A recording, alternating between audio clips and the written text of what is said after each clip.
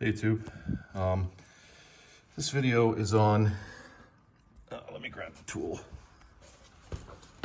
It's basically, it's basically one of these tools. It's an hex Allen head. And as you can see, the top snapped off. I'll show you what one looks like with the top on. Looks like that. So basically what happened was I was trying to, I'm working on my snowblower. And of course, it just snowed and I got like 2 feet out there and it just keeps being added to it, and either shovel it, which is too much, or fix this. So basically the starter, I replaced this, I don't know, maybe 2-3 years ago. And it only has 2 bolts that go one there and one there. And this bolt was still in, but this one fell out. So I had to go and buy some new bolts. And all they had, looking up here, I ended up buying some different ones. This is all they had. And it's a 1/4-20. I don't know how long it is, but it's the exact same as the one that was in here. I have it around here somewhere.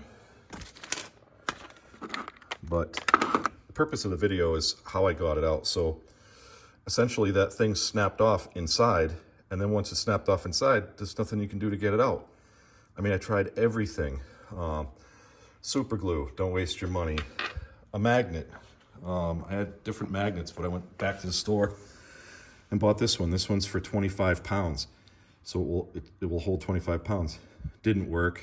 All these tools down here, you know, like different dental picks, things like that, ended up working at the end, but I will tell you what the final fix was. So I watched numerous videos, did research. Nobody had any answers. One guy, he wasn't working on a snowblower. He basically was able to get it so that gravity could help make it want to come out, and he banged it with a hammer and screwdriver, and then he used a dental pick, and it finally fell out. That wasn't going to work for me unless I wanted to, you know, disconnect the gas tank, all this other stuff, tilt it on its side. Oil's probably going to go everywhere. I just didn't want to do it. So I just tried to keep picking at it. So this is my third day working on it. So looking at it really closely, you can see that it's out of there now. It fell out somewhere.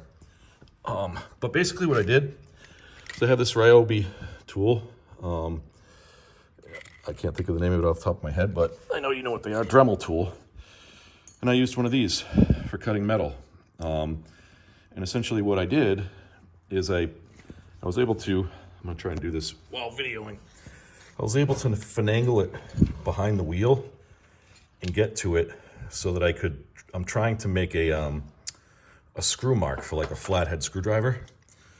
So I did, as you can see, I got it to be like a flathead screwdriver. It turned out to be a little bit warped because then I used my Ryobi hammer, not hammer drill, but I think it's a hammer. It's not a hammer drill, but you know what I mean. And just stuck the flathead screw on it, pressed it really hard, and I did see it turn. So I was like, oh, great. Because what had happened was I used this, another Ryobi tool. I have tons of them. I love them. But I used this to tighten it. Idiot. Never should have done that. Never use these again to tighten anything with the rounded head. And if it's really, really tight, don't use it to loosen it either. These are good if you can't get the angle, you know, with a, I mean, I have these type, you know, that's what I'm using to get it off the rest of the way because I got it loose. I just wanted to make the video. But your typical Allen wrenches are L-shaped. And sometimes you can't fit them in areas, you know what I mean? So they made these so that if you can't quite get the angle, it'll still go in because of the rounded tip, and you can start working on it. But if it's something that's really, like this is good for furniture, things like that, but not working on something like this where things are going to be really tight. Now, I didn't realize the power of this thing. I mean, I've used it a couple times, but I was just cinching in that nut down there, and then when it got to the end, it just snapped it immediately. So I wasn't too upset about it because I have the other bolt and I just stuck it in there. The problem was I went to start it and the starter must not be lined up perfectly. It started to smoke. So then I was like, I thought I was all done, put the tools away, everything else. And now I'm like, oh my God, now I had to take this all apart again. Then I remembered that part broke off inside there. So like I said, fixes, use a Dremel tool and make it like a screwdriver. And as you're doing that, you will be cutting out some of that piece that's stuck in there. You'll be making it smaller. So I used the drill to try and get it out of there. It turned it like twice. And then rather than continuing to destroy this thing, I just used this, that's why it's still sitting here, and I kind of like picked at it and then it just popped out, thank God. Now I'm able to put this Allen on here and it still fits in there, and you can see I can turn this out. Try and get you at the angle so you can see it turning.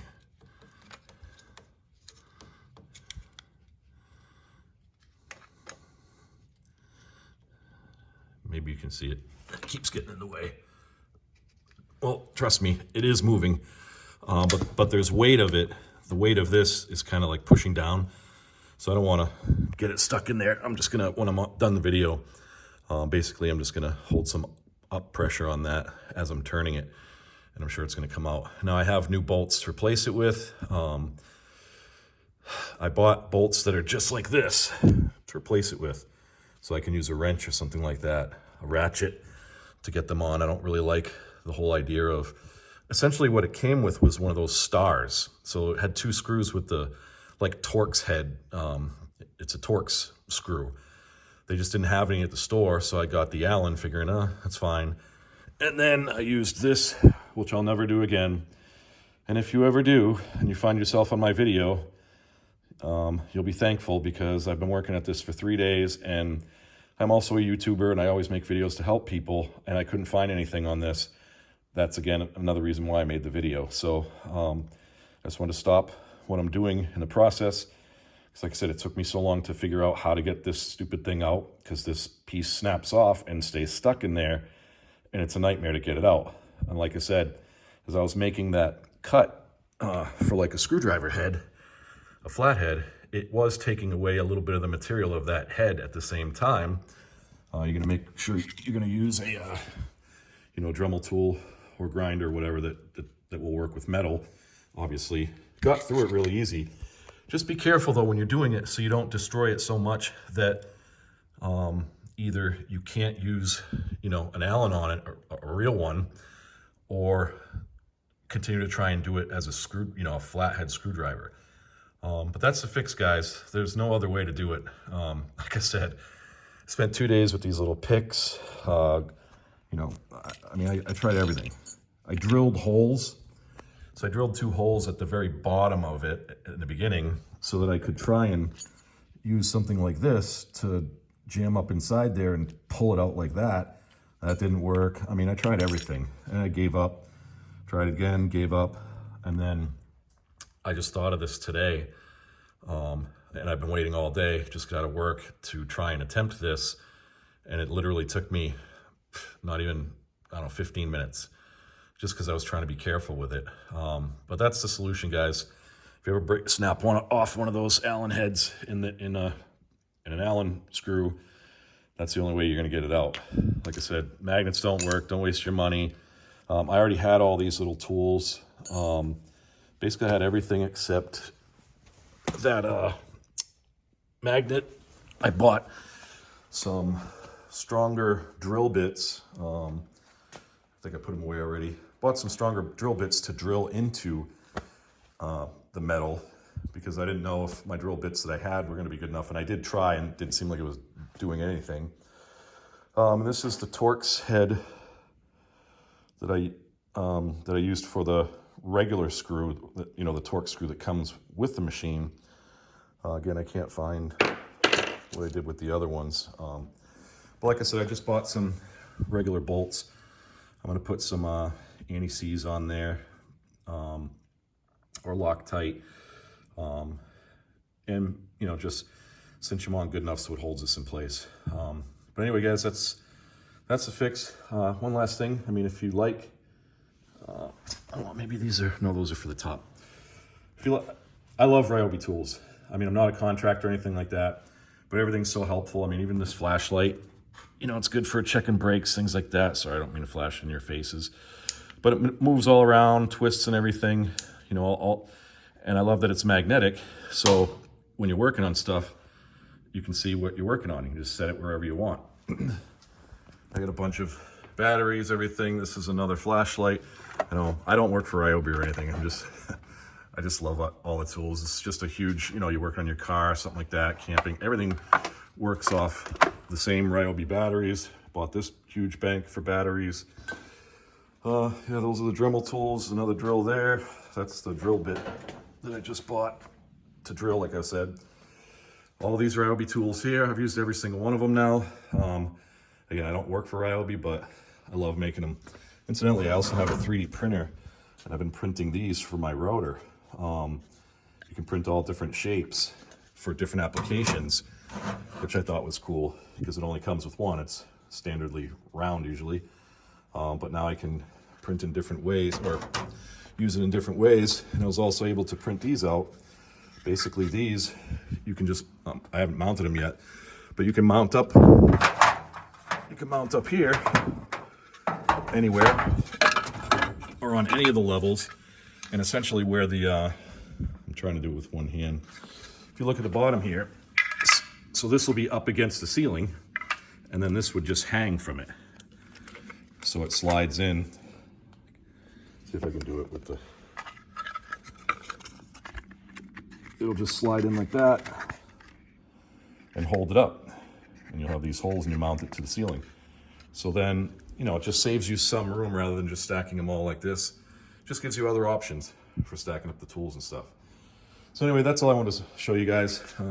If you made it this far in the video, please like it, comment, subscribe. I only make videos to help people. Now that I have over 1,000 subscribers, I think I make like $10 every 3 months or so.